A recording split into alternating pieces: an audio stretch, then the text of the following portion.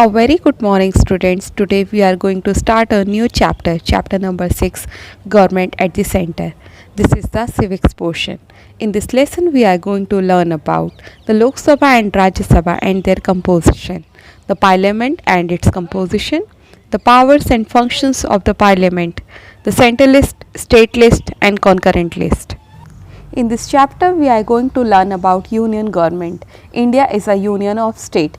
मतलब कि इंडिया एक यूनियन है और इस यूनियन में बहुत सारे स्टेट्स हैं.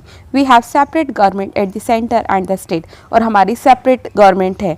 जैसे हमारी सेंटर में अलग गवर्नमेंट होती है और हमारी स्टेट में अलग गवर्नमेंट होती है. The union government has 3 organs. और जो यूनियन गवर्नमेंट है उसके 3 पार्ट होते हैं. The legislature, the executive and the judiciary. Now will study about the legislature. Parliament, इसको हम हिंदी में संसद भी कहते हैं. India has a parliamentary democracy. हमारे इंडिया में पार्लियामेंट्री डेमोक्रेसी है. तो parliament makes laws for the whole country. और पार्लियामेंट में ही हमारे कंट्री के जितने भी लॉज बनते हैं वो पार्लियामेंट में बनते हैं. The parliament has 2 houses. अब पार्लियामेंट के 2 हाउसेस हैं. First Lok Sabha, second Rajya Sabha.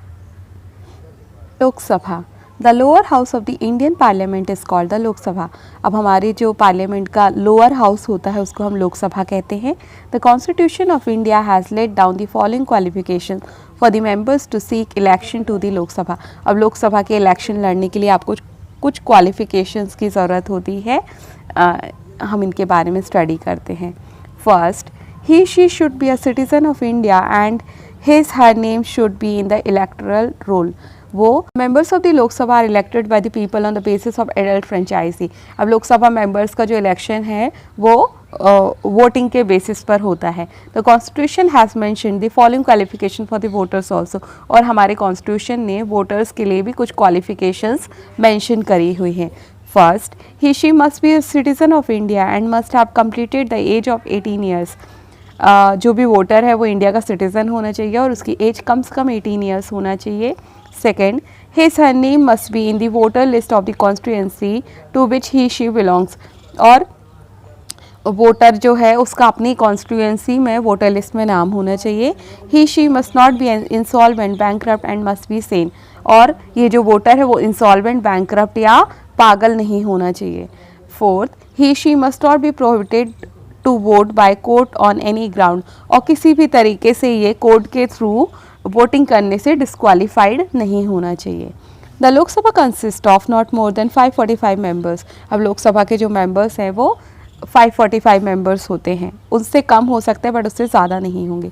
The president can nominate 2 members belonging to the Anglo Indian community in case they do not have adequate representation.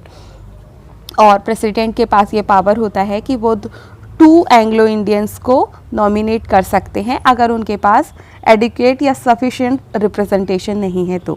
The term of Lok Sabha is 5 years. और लोकसभा की जो term होती है वो 5 years होती है. The members of the Lok Sabha elect a speaker and a deputy speaker from amongst themselves. अब जो लोकसभा मेंबर्स होते हैं वो अपने ही बीच में एक इलेक्शन के थ्रू एक स्पीकर और एक डिप्टी स्पीकर को चूज़ करते हैं. The speaker presides over the sessions and conducts the business of the Lok Sabha. और जो स्पीकर है वो सारे सेशंस को हेड करते हैं और जो भी लोकसभा के जो भी मैटर्स होते हैं उनको वो कंसर्न रहते हैं. The deputy speaker presides over the function in the absence of the speaker. और जब स्पीकर नहीं होते हैं, एब्सेंट होते हैं, तो उनकी जगह पर डिप्टी स्पीकर जो हैं उनका काम संभालते हैं. Members of the Lok Sabha are elected by the people on the basis of adult franchise. अब लोकसभा मेंबर्स का जो इलेक्शन है वो वोटिंग के बेसिस पर होता है. The constitution has mention the following qualification for the voters also. और हमारे कॉन्स्टिट्यूशन ने वोटर्स के लिए भी कुछ क्वालिफिकेशंस मेंशन करी हुई हैं. First, he she must be a citizen of India and must have completed the age of 18 years. जो भी वोटर है वो इंडिया का सिटीज़न होना चाहिए और उसकी एज कम से कम 18 ईयर्स होना चाहिए. Second, his her name must be in the voter list of the constituency to which he she belongs. और वोटर जो है उसका अपनी कॉन्स्टिट्यूएंसी में वोटर लिस्ट में नाम होना चाहिए. He she must not be insolvent, bankrupt and must be sane. और ये जो वोटर है वो इंसॉल्वेंट, बैंकरप्ट या पागल नहीं होना चाहिए. Fourth, he she must not be prohibited to vote by court on any ground, और किसी भी तरीके से ये कोर्ट के थ्रू वोटिंग करने से डिस्क्वालीफाइड नहीं होना चाहिए। The Lok Sabha consist of not more than 545 members. अब लोकसभा के जो मेंबर्स हैं वो 545 मेंबर्स होते हैं, उससे कम हो सकते हैं बट उससे ज़्यादा नहीं होंगे। The president can nominate 2 members belonging to the Anglo Indian community in case they do not have adequate representation. और प्रेसिडेंट के पास ये पावर होता है कि वो 2 एंग्लो इंडियंस को नॉमिनेट कर सकते हैं अगर उनके पास एडिक्वेट या सफिशिएंट रिप्रेजेंटेशन नहीं है तो। The term of Lok Sabha is 5 years, और लोकसभा की जो टर्म होती है वो 5 ईयर्स होती है। The members of the Lok Sabha elect a speaker and a deputy speaker from amongst themselves. अब जो लोकसभा मेंबर्स होते हैं वो अपने ही बीच में एक इलेक्शन के थ्रू एक स्पीकर और एक डिप्टी स्पीकर को चूज़ करते हैं। The speaker presides over the sessions and conducts the business of the Lok Sabha, और जो स्पीकर है वो सारे सेशंस को हेड करते हैं और जो भी लोकसभा के जो भी मैटर्स होते हैं उनको वो कंसर्न रहते हैं। The deputy speaker presides over the function in the absence of the speaker, और जब स्पीकर नहीं होते हैं, एब्सेंट होते हैं, तो उनकी जगह पर डिप्टी स्पीकर जो है उनका काम संभालते हैं। The other house is the Rajya Sabha. The upper house of the Parliament of India is popularly known as Rajya Sabha. अब जो अपर हाउस होता है पार्लियामेंट का उसको हम राज्यसभा के नाम से जानते हैं। The Rajya Sabha has 250 members, Rajya Sabha के 250 मेंबर्स होते हैं।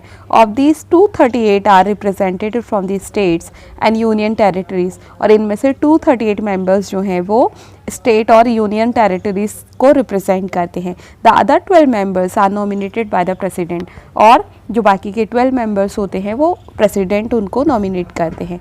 The nominated members are person with special knowledge in the field of literature, science, art and social service, और ये जो नॉमिनेटेड पर्सन होते हैं वो स्पेशल नॉलेज या स्पेशल फील्ड से होते हैं, जैसे literature, science, art and social service. अब मैं आपको एक एग्जांपल बता दूं कि सचिन तेंदुलकर जो हैं वो भी इन्हीं 12 मेंबर्स में से ही एक हैं और वो अभी राज्यसभा मेंबर्स हैं। To be a member of the Rajya Sabha a person must be 30 years और अबव इन एज, और राज्यसभा मेंबर बनने के लिए आपकी एज कम से कम 30 ईयर्स होना चाहिए या उससे ज़्यादा हो सकती है। The rest of the qualification are same as that for the Lok Sabha, और बाकी की जो क्वालिफिकेशन हैं वो बिल्कुल वैसी ही हैं जैसे कि लोकसभा की क्वालिफिकेशंस है। The Rajya Sabha is permanent house as it is not subject of dissolution, और राज्यसभा जो है वो परमानेंट हाउस है क्योंकि ये कभी भी डिसॉल्व नहीं होता है, मतलब ये ख़त्म नहीं होता है। लोकसभा ख़त्म हो जाती है बट राज्यसभा कभी ख़त्म नहीं होती है। The term of Rajya Sabha members is 6 years, और जो राज्यसभा मेंबर होते हैं उनकी टर्म 6 ईयर्स होती है। 1/3 of its member retire every 2 years after the completion of their term of 6 years, और जब किसी भी राज्यसभा मेंबर के 6 ईयर्स कंप्लीट हो जाते हैं तो वो रिटायर हो जाता है, और बेसिकली क्या होता है कि हर 2 साल में 1/3 मेंबर्स जो हैं वो रिटायर हो जाते हैं। In their place a set of new members are elected by the members of the legislative assembly, और क्या होता है कि जो 1/3 रिटायर हुए हैं उनकी जगह पे इलेक्शन के थ्रू नए मेंबर्स आ जाते हैं।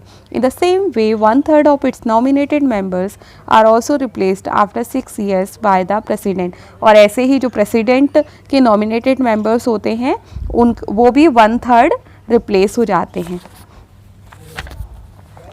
Now the vice president of India is the ex officio chairman of the Rajya Sabha, और जो हमारे इंडिया का वाइस प्रेसिडेंट होते हैं वो राज्यसभा के एक्स ऑफिशियो चेयरमैन भी होते हैं। The deputy chairman is chosen by the house from among its members, और जो डिप्टी चेयरमैन होते हैं वो राज्यसभा मेंबर्स ही उनको चूज़ करते हैं। In the absence of the chairman the deputy chairman conducts the function of the house, और जब चेयरमैन एब्सेंट होते हैं या अवेलेबल नहीं होते हैं तो उनकी जगह पर डिप्टी चेयरमैन उनका काम संभालते हैं।